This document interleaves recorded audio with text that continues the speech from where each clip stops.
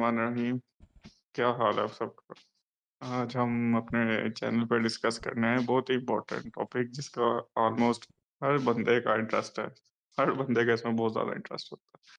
तो वो टॉपिक है अगर आप गेस कर सकते हैं तो दज्जाल और एंड ऑफ टाइम्स। तो आज हम दज्जाल पे डिस्कस करेंगे। इसका थोड़ा हिस्सा आज हम पहली वीडियो में डिस्कस करना चाहेंगे। मेरे साथ वही मेरे दोस्त हैं 2, एक अहमद और एक साकिब। तो हम इसे स्टार्ट से लिख के चलेंगे कि आज दज्जाल है क्या? ये कैसी मखलूक है? इसके बारे में कब से हमें बताया गया? इसके ओरिजिन क्या है? और ये क्या-क्या पावर्स और क्या-क्या कर सकेगा? तो मैं पहला सवाल अहमद से करना चाहूँगा कि आप डिस्क्राइब करें दज्जाल है क्या? ये कैसी मखलूक है? ये किस तरह की? ये इंसान है क्या है? अच्छा, अस्सलाम वालेकुम गाइस। और इस टॉपिक पे मुझे बड़ी तवील डिस्कशन हो सकती है। और क्योंकि ये वाहिद ऐसा टॉपिक है जिस पे लोगों के पर्सपेक्टिव बहुत अलग-अलग है। अब उसमें मोनोथेइस्ट मोनोथेइस्ट लोगों को देख लें तो आप इसमें ईसाइयों का और यहूदियों का एक अलग पर्सपेक्टिव है और मुसलमानों का एक अलग है। जब मुसलमानों में इनके जो उसको 2 हिस्सों में बाँटते हैं, तो 3 हिस्सों में बाँटते हैं। एक जो लोगों ने इसकी रिसर्च करी, इसी बारे हम स्पीशीज़ पे बात कर लेते हैं कि क्या कौन-सी स्पीशीज़ है। तो हमें कई हदीसों में मिलता है कि ये इंसानों के घर ही पैदा होगा। और कई कुछ लोग इब्लीस से भी इसको कनेक्ट करते हैं कि इब्लीस की औलादों में से है। हो सकता है जो शैतान जो है सिर्फ़ अगर हम देखा जाए तो शैतान सिर्फ़ जिन्नातों में नहीं है, इंसानों में। इंसानों की भी एक ट्रांसफ़ॉर्मेशन है। तो दज्जाल का जो कॉन्सेप्ट है, वो हर नबी को बताया गया है। जो वो नबी हैं जिनके पास किताबें नाज़िल हुई। हज़रत आदम अलैहिस्सलाम की बात की जाए में जिनको किताबें और जिनको जो गाइडेंस के लिए भेजा गया। क्योंकि हज़रत आदम अलैहिस्सलाम की अगर हम बात करेंगे तो हज़रत आदम अलैहिस्सलाम वो गाइडेंस के लिए नहीं थे क्योंकि उनकी जो नस्ल थी उनको पता था कि खुदा कौन है और उनके नबी कौन होता है, प्रॉफ़िट कौन होता है, मैसेंजर कौन होता है, उनको पता था। उनकी औलादों को पता था। तो वो सिर्फ़ इल्म देने के लिए पैदा हुए थे। और भी बहुत सारी उनकी उनके पीछे बैक स्टोरीज़ हैं, सब मोज़ाइक में क्योंकि उनके अच्छी तरह से इनके एक पूरी हिस्ट्री बताई गई है। तो ये अगर नूह अलैहिस्सलाम के टाइम की मखलूक हो सकती है क्योंकि अगर आप अ, बहुत सारे लोगों की भी वीडियो देखी होंगी आप लोगों ने, आई थिंक किताबें भी पढ़ी होंगी जो पढ़ते हैं किताबें। तो बुक ऑफ इनोक जब इदरीस अलैहिस्सलाम की किताब इनोक पे भी डिस्कशन हो सकती है कि इनोक अभी इदरीस अलैहिस्सलाम है या कोई और है। ये एक लंबी डिबेट है इसलिए हम किसी और दिन बात करेंगे। तो बुक ऑफ इनोक के अंदर आपको फॉलन एंजल्स का एक कॉन्सेप्ट मिलता है। अच्छा, इस्लाम के अंदर भी आपको ये कॉन्सेप्ट मिलेगा मगर वो ऑथेंटिसिटी इसमें नहीं है। ऑथेंटिसिटी का मतलब ये है कि वो माने या ना माने, वो आपकी इमेजिनेशन पे है। तो उसमें से बहुत सारी मखलूक़ात आई। अब वो उसमें शैतान थे, उसमें हो सकता है कि कोई ऐसे फरिश्ते हों, अलग किस्म के फरिश्ते हों। जो फरिश्ते सिर्फ़ जो हमें इस्लाम के अंदर बताए गए हैं, वही हैं मगर कुछ भटक भी सकते हैं।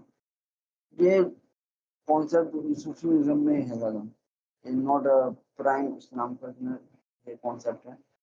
तो दज्जाल जो है उन्हीं में से कोई मखलूक में से इनके पैदा हुआ हो या उन्हीं के साथ उतरा हो, कुछ नहीं कह सकते क्योंकि जो अगर आप बाइबल वगैरह में आप पढ़ोगे तो बाल का ज़िक्र है, बिज़ल का ज़िक्र है। ये बड़े मशहूर नाम है ना, तो दज्जाल भी हो सकता है इसमें। क्योंकि वो ऐसी मखलूक है कि वो छुपने का बड़ा माहिर है। वो छुपने का माहिर है, वो धोखा देने में माहिर है, वो इवन इब्लीस का भी मैं कहूँगा कि इस चीज़ में वो बाप है। इब्लीस तो है ही और वो उनका भी बाप है। तो शायद उस टाइम पे अगर नूह अलैहिस्सलाम के टाइम पे दज्जाल भी आया हो और क्या ये एक हमें नाम मिलता है समिया सास करके नाम मिलता है जो फॉलोइंग बहुत सारे नाम हैं। जो 2 के नाम तो मैंने बता दिए बाल और बीसबक वगैरह भी बता दिए मैंने आपको। समी असाज भी करके एक नाम है जो आई थिंक 2 कॉन्सेप्ट हैं यहूदियों में और ईसाइयों में कि वो औलाद भी बोलते हैं इंग्लिश की और कुछ बोलते हैं भाई हैं, ऐसी 2-3 और कॉन्सेप्ट्स हैं।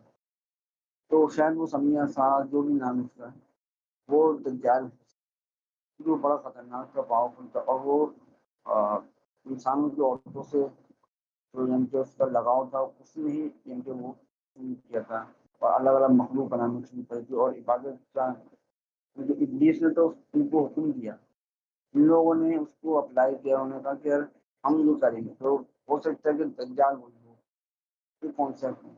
अच्छा इसमें जो सूफीज़्म में है, वो लोग कहते हैं कि यार ये इंसान और शैतान का हाइब्रिड है, हो सकता है, नो डिनाई मगर अगर आप अभी से पढ़ोगे इसको डेप्थ पे जाओगे तो वन ऑफ अ काइंड नहीं है। यानी कि वन ऑफ अ काइंड का मतलब होता है ये फ़िक्शनल में ज़्यादा इस्तेमाल होता है ये अल्फ़ाज़ और रियलिटी में भी इसको इस्तेमाल कर सकते हैं हम, इसमें बहुत सारी चीज़ें आती हैं। वन ऑफ अ काइंड का मतलब है कि एक ही जैसा एक ही नस्ल है उसकी, सही है, वो एक ही है और उसका कोई उनके और उसकी नस्ल नहीं है या उसके जैसा कोई और नहीं है। तो एक वो एक ही है। तो दज्जाल के बारे में ये इस्लाम के अंदर ये दिखता है कि उस जैसी विज़न और उस जैसा इनके तो जैसे जो वो यहूदियों की जो असल में वो जो किताबों में ज़िक्र है वो तो हज़रत ईसा अलैहि सलाम का है, जो जो वो देते हैं दज्जाल को और खुद ही पछताएँगे लोग कि मेरी अलग है। तो दज्जाल जो है वो एक बहुत अलग ही मखलूक है, one of a kind being है वो और वो ये उन उलमाओं का है जो इस पे बड़ी अच्छी खासी रिसर्च की। मैंने आपको थोड़ा बता दिया कि सूफीज़्म में इसको हाइब्रिड बनाया गया है और वैसे अगर तफ़सील अगर आप पढ़ें उलमा करामों की तो उसके अंदर इसको एक अलग मखलूक बोला गया है क्योंकि ये अलग की जैसे याजूज माजूज भी अलग मखलूक हैं। लोग उसको ज़ॉम्बीज़ बोलते हैं उनको और फलाना-ढिमकाना वो अलग मखलूक और जो बीस्ट ऑफ द अर्थ है, वो भी एक अलग मखलूक है। तो मखलूक़ात तो बहुत सारी हैं, आप देखते हैं कि अरबों-खरबों मखलूक़ात इस दुनिया में नहीं है, जो किसी दुनिया में कौन-कौन सी मखलूक़ात नहीं है। तो दज्जाल अल्टीमेट इल्यूज़न बीइंग है, सही है। उससे उससे हर नबी ने उससे कहा है कि बचो। तो हज़रत नूह अलैहिस्सलाम के टाइम वो सबसे बड़ी मखलूक थी। हज़रत नूह अलैहिस्सलाम से पहले की हुई थी, ये समय अपने साथ जो है वो बहुत पहले आ चुका था वो और अपना अज़ीज़ के साथ, उनके इब्लीस के साथ। तो ये हज़रत नूह अलैहिस्सलाम से पहले पे ही उतरा है। आया था ये किसी और मकसद से, इसमें जब कि वो पढ़ी, इसने औरतें देखी, इंसानों की औरतें देखी क्योंकि इंसान और रूह ये 2 मखलूक़ात होती हैं, जिसका मिलाप होता है फिर इंसान बनता है। इंसान का जिस्म और इंसान की रूह। तो जब वो इंसान के जिस्म से तो वो इंटरेस्ट हुआ तो वो जाके वो अ, अब ये मेरा कॉन्सेप्ट है, ये आपको मेनस्ट्रीम में नहीं मिलेगा। Okay next.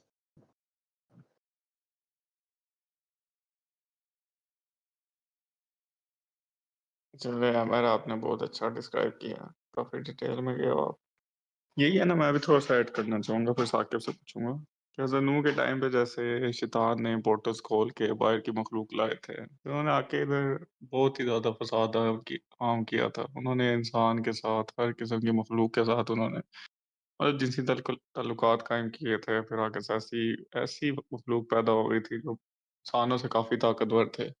सारे लोग उन्हें प्रेफ़र भी करने लग गए थे, उन्हीं के विपरा आगे हमें मखलूक़ात मिलती हैं कि हर तहज़ीब में वो जो एक वो बकरी के सर वाला जो गॉड मिलता है, ऐसे तो सारे गॉड मिलते हैं, वही यही इन्हीं मखलूक़ात में से आए थे।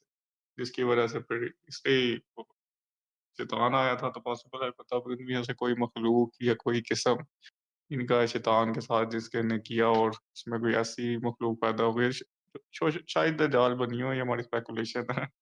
ऐसा कोई कांसेप्ट नहीं है। बुक ऑफ एनॉक से ऐसा लगता है कि शायद ऐसा हुआ हो। तो वही फिर उसे इन सबको ख़त्म करने के लिए इस एक एक टाइम पे दज्जाल को भी बंद किया गया। फिर इसी वज़ह से नूह का सैलाब आया था क्योंकि हज़रत मोहम्मद सल्लल्लाहु अलैहि वसल्लम की हदीस है, हज़रत नूह के बाद से हर पैगंबर ने दज्जाल के बारे में खबरदार किया। मतलब ये कोई ऐसा हुआ था उस टाइम में ऐसा कि तब से मखलूक का पता चला सबको, तब इसके बारे में वार्न करने लगे। पॉसिबल है इंसान का और शैतान का अल्टीमेट हाइब्रिड हो, जिसको अल्लाह ताला कुछ ऐसी क्या कहते हैं, मौज़ा तो नबियों को देते हैं, कोई ऐसी पावर ज़रूर होगी इसके पास इल्यूज़न की, जो हर किस्म की जो चीज़ें हज़रत ईसा ने करके दिखाई थी, वो करके दिखाएगा। क्योंकि इस्लाम में इसे मसीह दज्जाल कहा है ना हज़रत मोहम्मद सल्लल्लाहु अलैहि वसल्लम। और एक रीज़न और एक रीज़न से कहा है क्योंकि इसने आके सबसे पहले क्रिश्चियंस को अपने नीचे करना है ना, ये मसीह बन के आएगा। तो इस वजह से इसे मसीह दज्जाल कहा गया और इसकी हिस्ट्री वही ज़नूह से स्टार्ट होती है। पॉसिबल है उसके बाद इसे कैद कर दिया गया किसी जज़ीरे में, आगे जाके हम हदीस ही बताएँगे जिससे लगता है हमें कि हाँ, वाक़ई किसी जज़ीरे में कैद है, किसी हिडन डायमेंशन में, तो हम देख नहीं सकते, इंसान नहीं अप्रोच कर सकते वहाँ, जब अल्लाह ताला चाहेगा तो ये रिलीज़ हो जाएगा। चलो साकिब, मैं आपसे पूछना चाहूँगा अगर आप इस चीज़ में कुछ ऐड करना चाहते हो किसी और पॉइंट ऑफ व्यू से, तो ये किसी हिडन डायमेंशन में कहाँ है, क्या कहना चाहोगे आप? वालेकुम। अच्छा, मैं जहाँ तक मेरे पास नॉलेज है दज्जाल की, तो हम जो मैंने जहाँ तक पढ़ा है तो दज्जाल जो है ना वो आदम मतलब एडम जो है हज़रत आदम की औलाद में से होगा। और मतलब एक उसकी आँख जो हम अपनी लोकल लैंग्वेज में उसको काना कहते हैं, तो एक एक आँख से जो है ना वो होगा काना, ठीक है, विक्ट मैन उसको कह लें हम। और उसका मेन जो पर्पस होगा, जो आज तक हमें डिफरेंट प्रॉफिट्स ने हमें जो बताया है कि उसने हमें मैनिपुलेट करना है। अब मैनिपुलेट वो किस तरह करेगा? अब मतलब from the very day, first day से लेकर अभी तक करंट डे तक हम अपने इर्द गिर्द हम डिफरेंट चीज़ें देखते हैं कि जो चीज़ हमें लाइक जो गॉड का कॉन्सेप्ट है हमारे पास, उस चीज़ से जो है ना उसको वो दूर कर रही है।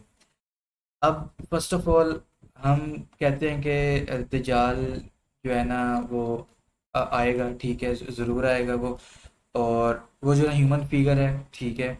और हद ईसा जो है ना उसको like in at the end जो है ना उसको मतलब उसका एंड करेंगे। अब वो कैसे जो है ना हमें कंट्रोल कर रहा है, अब मैं इस जो है ना इस पे थोड़ा जो है ना वो बात करना चाहूँगा। तो फर्स्ट ऑफ ऑल अगर हम देखें तो एक तो है कि हम कहते हैं कि जो नाइट टेम्पलर्स हैं या सीक्रेट सोसाइटीज़ हैं वो जो है ना वर्ल्ड को कंट्रोल कर रही हैं। और वो किसके अंडर कंट्रोल हो रही हैं? अब उसके ऊपर भी तो कोई होगा ना, जैसे उसका क्रिएटर जिसने वो चीज़ बनाई है, शुरू की है, तो वो मेरा ख्याल है मतलब शैतान है। अब शैतान जो है वो हम लिंक कर सकते हैं कि दज्जाल जो है ना वो हेल्प करेगा, ठीक है। और अब आने वाले वक्तों में हमें लाइक बहुत सारी हमने न्यूज़ या आर्टिकल्स पढ़े होंगे कि एआई जो है आजकल जो बहुत बूम चल रहा है कि एआई जो है ना वो दज्जाल यूज़ करेगा। और वो हमें हमारा जो है लाइक माइंड जो है ना वो हाईजैक कर लेगा, हमारा वेदर सिस्टम जो है ना वो कंट्रोल कर लेगा। और फिर हमने ये भी सुना है कि दज्जाल जो है वो हमारी जो फूड सप्लाई है वो जो है ना कंट्रोल करेगा। और ये भी है कि जो आपको वो जन्नत दिखाएगा वो जहन्नुम होगी, जो जहन्नुम है उसकी वो जन्नत होगी। तो इस तरह की जो है ना वो मैनिपुलेटिव मतलब चीज़ें जो है ना वो हमें करके दिखाएगा। उसका बेसिकली जो मकसद है ना इन सारी चीज़ करने का, वो ये है कि हमारा जो ईमान है ना उसको उसने ब्रेक करना है, ठीक है। हमारा ईमान जो है ना वो अल्लाह ताला से जो है ना उसके कम करना है, ताकि जो है हम उसकी राह पर चलें, ताकि हमें दुनियावी तौर पर तो फ़ायदा हो जाएगा, लेकिन जब हम आखिर में जाएंगे तो वो चीज़ जो है ना हमें नुकसान ही देगी। एक तो ये बात है। देन सेकंड चीज़ ये है कि इस टाइम दज्जाल कहाँ पे हो सकता है? अब इस पे बहुत सारी जो है ना रिसर्च हुई है। और कुछ लोग कहते हैं कि जो है ना वो एक जजीरे पे मतलब कैद है। आपने वो सुनी होगी कि वो तमीमुद्दारी वाली जो हदीस है कि वो गए थे, उन्होंने जो है ना वो दज्जाल को देखा था। उसके पास जाके वो एक कोई रिमोट आइलैंड था, अभी तक हमें वो चीज़ डिस्कवर नहीं हुई कि वो रिमोट आइलैंड का नाम क्या है, वो या वो कौन से ओशन पे है, कौन से आइलैंड पे है, हमें कुछ भी नहीं पता। तो कुछ चीज़ें हैं जो कि अल्लाह ताला ने जो है ना वो पर्दे में रखी हुई हैं, जो वक्त आने पे ही लाइक मंजर आम पर आएंगी और लोग जो है ना तभी देखेंगे। और आई गेस जो अभी जितनी भी हमारी करंट टेक्नोलॉजी है, अगर हम उसको like out of the box जाके देखें तो वो सारी चीज़ें जो है ना कंट्रोल ही कर रही हैं, और एट द एंड जाके जैसे भी अब हमारे पास वेदर कंट्रोल, हमारे पास टेक्नोलॉजी है, हम यूज़ कर सकते हैं। फिर फूड हम कंट्रोल कर सकते हैं। हम अब न्यूरालिंक आ गया है, ठीक है, तो हम न्यूरालिंक से भी हम माइंड्स कंट्रोल कर सकते हैं। तो ये सारी चीज़ें एट द एंड जाके जो मतलब दज्जाल के जो फॉलोअर्स होंगे वो उसको दे देंगे, और वो ही फिर पूरी वर्ल्ड को कंट्रोल करेगा। तो या सो मैं जो है ना ये सोचता हूँ कि इस तरह जो है ना लाइक दज्जाल आएगा, ओवरकम करेगा। तो ये सारी चीज़ें हैं। Over to you. माशाल्लाह बहुत अच्छे पर्सपेक्टिव से आपने भी बताया। बाकी जो करंट वर्ल्ड ऑर्डर है, ये वही हम बहुत डिटेल में चले जाएंगे अगर पीछे से लेकर आए, इल्यूमिनाटी कब थी, फिर वो नाइट टेम्पलर्स उसमें कब आए, फ्री मेसन्स कब बने, इन सब का उन्होंने वर्ल्ड ऑर्डर टोटली चेंज कर रहे थे। उनकी बहुत बड़ी बड़ी स्ट्रेटेजी थी। दुनिया में आज जो कुछ देखते हो आप लोग, यही जो स्कूल इंडस्ट्री, फार्मा इंडस्ट्री, ये टेक्नोलॉजी, एआई, ये सारा उसके लिए रेडी हो रहा था ना, लोगों को कंट्रोल करने के लिए मैसिव स्केल पे। क्योंकि उसका उसने जब आना है, हदीस में है ना कि बड़े से बड़ा मोमिन भी जो होगा, वो भी उसके सामने काफिर हो जाएगा। मतलब आप ऐसे ही है। इतने कंट्रोल में हो गए, आपकी आपकी खुराक, आपका पानी, आप हर चीज। मतलब मोहम्मद सल्लल्लाहु अलैहि वसल्लम ने इसलिए कहा था ना कि उसके टाइम पे आपकी खुराक अल्लाह का जिक्र होगा, वरना जो हम्म। उसे खाना लेना जाएगा तो वो मारा जाएगा। इतना बड़ा फतना होगा। ऐसे ही है। इसलिए हमें उसके बारे में इतना सख्त वार्न किया है। और एआई का भी कहा, एआई एआई तो सबसे बड़ा उसका जो कहते हैं ना पुपेट जो है वो एआई है। हम्म। उसने जिस लेवल पे फितना आना, आई थिंक सो एआई ही लास्ट फितना होगा, जिसके बाद दज्जाल ने ज़हूर हो जाना। कि इस लेवल पे जो टेक्नोलॉजी जिस पास ग्रो कर रही है, वैसे आई 4 साल भी नहीं हुए, वो इतनी एडवांस कर गई है। ऐसे इसी ही है। आप 10 साल में, 15 साल में, 20 साल में इमेजिन करो। लोग अभी सही एआई को लेके गॉड डिल्यूजन में जा रहे हैं। अब ये दज्जाल भी नहीं, हम्म। लोग इसे वर्शिप करने लग गए हैं आजकल दुनिया में। ये तक स्टार्ट हो गया, और अब ये चार ऐसे ही साल है। में ऐसे इमेजिन ही है। करेंगे इसे 20 साल दें या 50 साल 30 साल दें। एआई ने लोगों को अपने अंडर कंट्रोल कर लेना। और दज्जाल से हम्म। पहले ही लोगों ने इतना डिपेंडेंट हो गया होना इन टेक्नोलॉजीज पे, एआई पे, कि दज्जाल ने आना है, कुछ करना पड़ना ही नहीं है। इसके लिए बहुत प्लेइंग फील्ड बहुत ईजी कर देनी इन सब ने। और ये ऐसे ही सारा है। कर रहे हैं इल्यूमिनाटी पीछे से, फ्रीमेसन, क्योंकि जो हम्म। सारे रॉथचाइल्ड हैं, जो ज्यूज हैं, जो बड़े बड़े जायनिस्ट हैं, सब ये सारे फ्रीमेसन के हिस्सा थे। ये जो बुश हो गया, ओबामा हो गया, सारे फ्रीमेसन में इल्यूमिनाटी का हिस्सा हैं। बड़े बड़े टॉप वर्ल्ड लीडर्स हैं। यस। ये जो मुस्लिम नेशन में गुजरे हैं, मुस्तफा कमाल अतातुर्क, आगे इस्लाम को बिल्कुल खत्म किया था, उधर बिल्कुल ही सेकुलर बना दिया था। आगे सोफिया को भी उसने मस्जिद से म्यूजियम बना दिया था। ये सारे इनके अपने अपने डाले गए लीडर होते हैं, बहुत बड़ी इनकी पीछे से आ रही है। इस दिन हम इल्यूमिनाटी पे तो बात करेंगे, ये हम्म। कहाँ से आए थे। सारा उसके लिए दुनिया को प्रिपेयर कर रहे हैं। तो ऐसे ही जाल है। के लिए आए तो उसके लिए कोई मुश्किल ना हो। लोग ऑलरेडी इतने डिल्यूजन में हो कि ऐसा कोई बेशक टेक्नोलॉजी से करे, अल्लाह की दी हुई किसी ताकत से करे, जो भी परफॉर्म करेगा लोगों ने फौरन बिलीव करना। मतलब इतनी स्ट्रॉन्ग इल्यूजन होगी उसकी, ऐसे ही उसमें है। और ईसा में क्रिश्चियंस को फर्क लगेगा ही नहीं। वो ये हम्म। समझेंगे यही ईसा है। और मुसलमानों को तो वही, मुसलमान तो इस वजह से शायद मजबूर हो जाएंगे कि वो एक तो इतना कंट्रोल में होंगे, और से वो कहेंगे ये मौत कौन करके दिखा सकते हैं, वो भी उसे हदीजा समझेंगे, इनका यस। मान कमजोर हुआ। लेकिन वो भी यही तो है ना कि जो ट्रू मोमिन या पक्के जो मोमिन होते हैं उनको हाँ, नजर आ जाएगा कि नजर उसके आएगा। काफिर हाँ, जो ना लिखा काफारा होगा। लिखा नजर आएगा। यस। हाँ, कि जेल उसके माथे पे काफारा लिखा नजर आएगा। यस। यही है ना। अगर जितना आप दुनिया पे डिपेंड हो जाओगे ना इस आने वाले दौर में, उतना हम्म। दज्जाल के लिए आपको काबू करना बहुत ईजी आते जा रहा है। ऐसे इतना ही आप है। एआई पे डिपेंडेंट होते जाओगे, इतना आप इनके होम ग्रोन फूड्स पे, वेजिटेबल्स पे डिपेंड हो गए, मतलब अब उतना दज्जाल के सिस्टम में आते जा रहा है। हम्म। क्योंकि हर चीज इन लोगों के कंट्रोल में, आपका खाना तक इनके कंट्रोल में। ऐसे इन्होंने ही वो है। जो जीएमओ इंट्रोड्यूस करवाए हैं लैब में, जो सीड ग्रो करते हैं, हम्म। उसको सब्जी बाद में सीड देती नहीं है, मतलब आपको लेते रहना उनसे, मतलब आप रीग्रो कर ही नहीं सकते उन सीड्स के थ्रू। अच्छा। इमेजिन को अगर दुनिया से उन सीड्स के अलावा हर किस्म के सीड्स खत्म कर दिए जाए, बस तो फिर बस खाना पूरा टोटली उनके कंट्रोल में है। ऐसे आप ही कुछ है। कर ही नहीं सकते। और मे भी वो कुछ ये कह कि रीग्रो, फर्टिलाइजर ऐसे इंट्रोड्यूस करवा दें जो सीड्स एक ही हाँ मरतबा ग्रो कर सकें। हाँ कुछ भी हो हाँ, सकता है। अब उसमें ऐसे फर्टिलाइजर हो जो आप अगर फिर सही ऑर्गेनिक रियल सीड डालो तो वो ग्रो ही ना ऐसे ही है। करे। फर्टिलाइजर मार ही दे उसे। तो ऐसे ही है। टोटली दुनिया कंट्रोल में जा रही है, बहुत करीब है दज्जाल के लिए आना, बहुत इजी हो जाना। उसने एक-एक उसने एक्शन पे दुनिया के ऐसे लोगों को ऐसे कंट्रोल में लाना है। लोग ऐसे ऑलरेडी अभी इतना कंट्रोल में, इतने डिल्यूजन में हैं। एआई को लेकर के गॉड डिल्यूजन पैदा हो सकता है। हम्म, अभी जो जिसे 4 साल हुए हैं, तो अभी दज्जाल ने जिसने एआई से भी बड़ा फितना है, उस पे क्या ही होगा। यस। और चलो आपकी यार। ये कह रहा था मैं ये कह रहा था कि थर्ड आई हाँ, जो थर्ड आई मेडिटेशन जो होती है यस और दज्जाल हाँ। काफिर इसका क्या हाँ, लिंक मिलता है? यार थर्ड आई गेस एक वो थर्ड आएगा। पोर्टल है जो कि कनेक्ट करती है, लेकिन हम वो तो जो तमीमुद्दारी वाली हदीस है वो तो उसके हाँ, मुताबिक तो एक वो लाइक एक आइलैंड पे है। थर्ड आई कैसे जब कनेक्ट हो रही है? ये देखो ना आयरलैंड जो है ना, अगर हम उसको हदीस को थोड़ा सा गौर से पढ़ें तो वो हदीस ऐसी है कि वो आई थिंक तूफान आया था और उसके बाद जो तूफान के जी, इन जी, जी, बिटवीन मैं है ना हदीस में डिस्क्राइब कर देता हूँ। हम्म। फिर कहते हैं ना, मैं हदीस डिस्क्राइब करता हूँ। उसमें ऐसी हदीस थी कि तमीमुद्दारी वो पहले पायरेट थे, तो वो ना सफ़र किया करते हैं ना, मतलब इधर-उधर ठीक। तिजारत करते थे और इस्लाम कबूल करने से पहले ना वो पायरेट थे। तो एक दिन वो निकले थे सफ़र पे कि दुनिया कोई और तलाश करने के लिए, तो महीना गुज़र गया। तो एकदम से फिर तूफ़ान आया था, जिसकी वजह से तूफ़ान से वो एकदम से न पता नहीं चला, तो एक जज़ीरे पे जाके ना उनकी कश्ती रुक गई थी तूफ़ान की वजह से। वो फिर उधर गए थे तो उन्हें बिल्कुल बालों से भरी हुई ना ये मखलूक मिली थी, जिसको जसासा कहते हैं। उसके पूरे जिस्म पे बाल ही बाल थे। तो उसने उनसे पूछा था, आप लोग कौन हो? तो उसने फिर कहा था, उधर एक बंदा बंदा है जो ज़ंजीरों से बंधा हुआ है। वो ना आप वो तुम लोग से मिलना चाहता है, तो उसके पास से आ जाओ।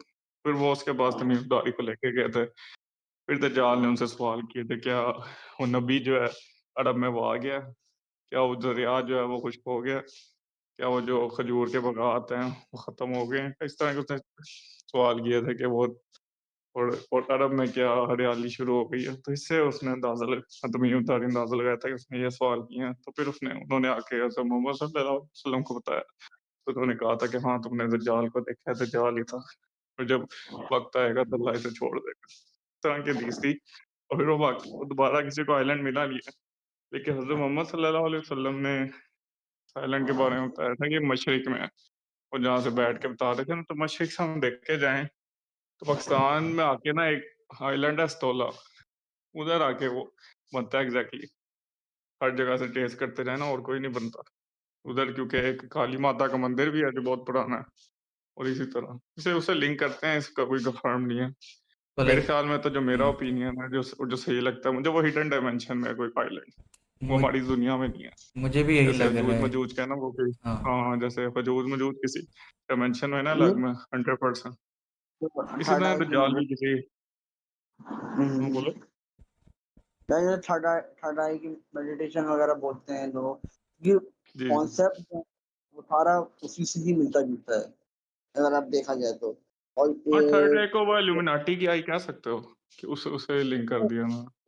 ये है ना इल्यूमिनाटी जो है ना, और ये सारे लोग हैं, ये दज्जाल के पुजारी नहीं है, ये उसके ये दज्जाल से मुझे नहीं लगता, ये इब्लीस से मुझे इनका लिंक बनता है, क्योंकि ये इससे भी आगे चले जाते हैं ना, ये डायरेक्ट ये इब्लीस को ही खुदा मानते हैं। अब हुँ, इसका मुझे ये जो लेवल अगर आप देखा जाए तो इब्लीस सबसे बड़ा है, क्योंकि वो हुँ, इंसान और जिन्नात दोनों से ही उनके उसको नफ़रत है। जिन्नातों से भी जो अच्छे हुँ। जिन्नात उससे नफ़रत है उसको। दज्जाल का ये है कि पॉइंट ऑफ व्यू है कि जो मैंने देखा है कि वो इंसान से ज़्यादा उसको इनके नफ़रत है, और इंसान से नफ़रत नहीं, उसको खुदा से नफ़रत है। तो जो मैंने उसको मेरे ख्याल में उसे भी इंसान से ही है, क्योंकि वो शैतान का वेपन है ना सबसे ऊपर। शैतान को खुदा से नहीं, उसे हम हमसे वो उसकी तो वो है इंसान की मतलब वजह से आई थी। हुँ, वो हर कोई भी रिलीजन हो, चाहे वो पेगनिज़्म हो, चाहे वो मोनोथिज़्म हो, हुँ, सही है। उसको चाहे वो साइंस का कोई मज़हब हो, मज़हब वो उसको मज़हब से ही चिढ़ है, जो मुझे लगता है, हुँ, क्योंकि वो भाई कोई अगर कोई बात है, मैं कोई कृष्णा को भी मान रहा है, सही है, तो वो उसकी अच्छी चीज़ें नहीं मान रहा है ना, चैरिटी करना या कुछ भी, हिंदुओं में ये सब चीज़ें होती हैं, ऐसी बात तो नहीं है। उनके बड़ा अकीदा है उनके अंदर, जो रोज़े रखना और चैरिटी करना, ये ब्राह्मीज़ का एक बहुत बड़ा वो एक कॉन्सेप्ट है। तो उसको ये चीज़ नफ़रत होती है कि कहीं से भी उसके बात ध्यान में अच्छी कोई चीज़ ना घुस रही हो, सही है। आप दूसरे पेगनिज़्म के मज़हब में चले जाओ तो उनमें भी कोई ना कोई चीज़ है। वो एक नुक्ते को कहते हैं कि यार एक पॉइंट है, उससे फिर कायनात यानी कि बनी। बहुत सारे पेगनिज़्म के बहुत सारे डिफरेंट इनके एस्पेक्ट्स हैं ना, तो मुझे जो लगता है कि वो हर उनसे नफ़रत करती है, क्योंकि देखो अगर मैं उससे मिलाता हूँ, तो मैंने जिससे मिला के समीर साथ जो भी नाम है उसका, तो उसका भी यही वो था। उसका इल्म बहुत था, सब कुछ था। मगर उसको एक तो उसको इनके वो थी, एक भूख थी उसको, एक उसके अंदर खतरनाक वाली भूख थी इंसान के जिस्म की, सही है। और इसको भूख थी कि यार मैं और आगे इनके क्या कर सकता हूँ। इब्लीस ने तो उसको टास्क दिए थे, मगर वो टास्क से भी आगे निकल गया था। ये जो इब्लीस का भी बाप निकला था। तो आप ये देखो कि अब वो क्योंकि जो ऐसे किताबों में है, तो इनके खुद भी वो नहीं मानते, मगर कनेक्शन बैठ रही है। तो शायद हो सकता है कि वही हो। हज़रत हज़रत ईसा वाली जो बात है कि वो हज़रत ईसा तुमने तुम लोगों ने शायद वाली सीरीज़ देखी होगी, मसीहा, मसीहा सीरीज़ जो आई थी। हाँ, मैंने नहीं देखी। देखी थी ना? एनिमेशन नहीं थी, वो नेटफ्लिक्स में आई थी, पूरी सीरीज़ थी नेटफ्लिक्स वो। पे आई थी, यस। हुँ, हाँ, तो उसके अंदर भी उनके पूरा यही कॉन्सेप्ट है। उसको थोड़ा और उन लोगों ने डिटेल में और थोड़ा-सा फ़िक्शनल भी ऐड किया है कि वो पूरा हज़रत ईसा का कैरेक्टरिस्टिक्स डाला है उसने, क्योंकि वो हज़रत ईसा ब्राउन ही थे, नॉट गोरे। ये पॉल था गोरा, जो पॉल ने अपनी शक्ल देके हज़रत ईसा को बनाया है। जो हम अक्सर देखते रहते हैं ना चर्चों में और ये फ़िल्म्स वगैरह में, तो ये पॉल है असल में। ये वो नहीं है, हज़रत ईसा अलैहिस्सलाम नहीं है। तो ओके। पूरी यानी कि वो डिस्क्रिप्शन दी थी हज़रत ईसा वाली। फिर उसी नेक्स्ट सीज़न में ही वो रिवील करता है कि मैं एंटी क्राइस्ट हूँ या दज्जाल हूँ। और वो आया भी उसमें था, एक ब्राउन फैमिली में आया था, ऊपर से वो एंटी अरबी था। ये भी इनके उसमें हुँ, कॉन्सेप्ट में ये सीरीज़ में दिखाया है। वो बहुत पुरानी सीरीज़ है, 2019 की है वो, 19-20 की। तो उसमें बड़ा डिटेल में ये और कुछ सीखने की चीज़ें ऐड की हैं उसके अंदर, तो ये भी है। अच्छा, दज्जाल का कॉन्सेप्ट अगर आप देखो ना, तो मीडिया में अगर आप देखो तो बहुत उसको इनके छुपा के दिखाया जाता है। अब मैं ये नहीं कहता कि है कि सारा मीडिया इनके शैतानी वो है, नहीं, बहुत सारे मीडिया में इनकी इन चीज़ों को खुल के बात की गई है, और अभी से नहीं, बहुत पहले से बात की गई है। जब यानी कि हम भी पैदा नहीं हुए थे तब से बात की गई है। तो अब बहुत आप कह सकते हो 80% मीडिया जो है जो जज्जाली जज्जाली फ़ोटो के हाथ में है, और 20% नहीं है। वो 20% भी अच्छा खासा स्ट्रॉन्ग है। तो हुँ, आप इसको अगर देखो तो बहुत सारे आपको सीरीज़ में इस चीज़ों का कॉन्सेप्ट मिलेगा। जैसे मैट्रिक्स में आपको मिल जाएगा ये कॉन्सेप्ट आपको, टर्मिनेटर में आपको ये कॉन्सेप्ट मिल जाएगा। नॉट एंटी क्राइस्ट, मगर उसकी बेस मिल जाएगी आपको एक तरह से ना, ये मैट्रिक्स में, टर्मिनेटर में ये आपको कॉन्सेप्ट मिल रहे हैं। इवन आपको अगर मैं थोड़ा-सा इसको खुल के मैं बोलूँ तो आई थिंक बेन 10 में भी इसका आपको रेफ़रेंस मिलेगा। क्योंकि बेन 10 में भी ये चीज़ है।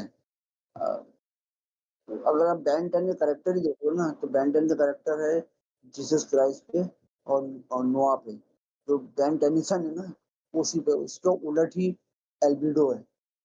एल्बिडो भी वही कॉन्सेप्ट है कि उसका ऑपोज़िट पार्ट जो बिल्कुल ही वो चाहता है अपनी बॉडी, ओरिजिनल अपनी जो उसकी स्पीशीज़ होती है, वो अपनी स्पीशीज़ की बॉडी चाहता है, और वो हर हद तक जाने की कोशिश करता है।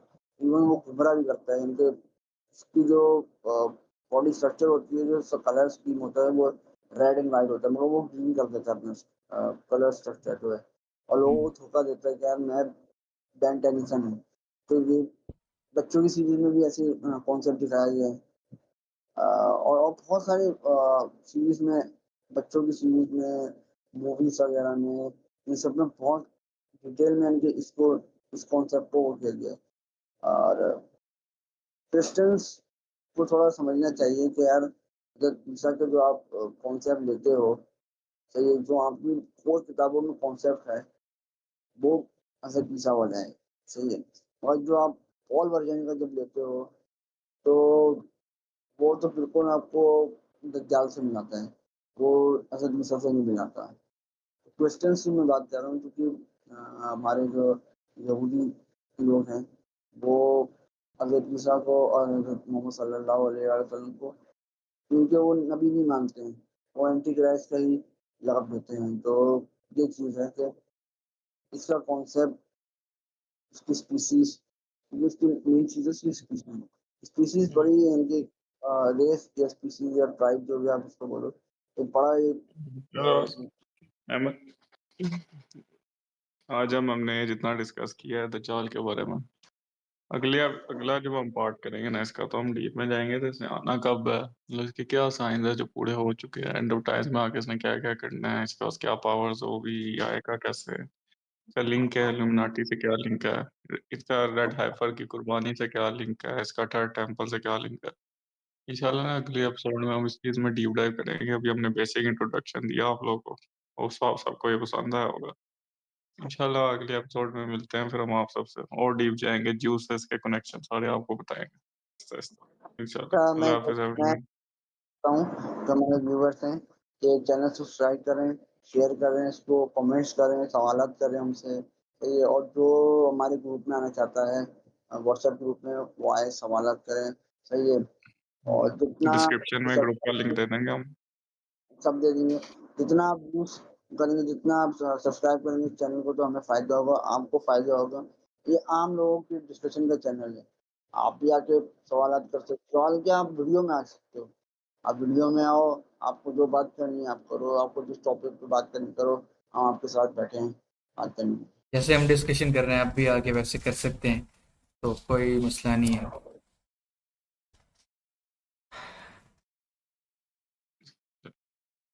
चलो इंशाल्लाह गाइस नेक्स्ट टाइम मिलते हैं। अल्लाह हाफिज़ ओके, एवरीवन। अल्लाह हाफिज़।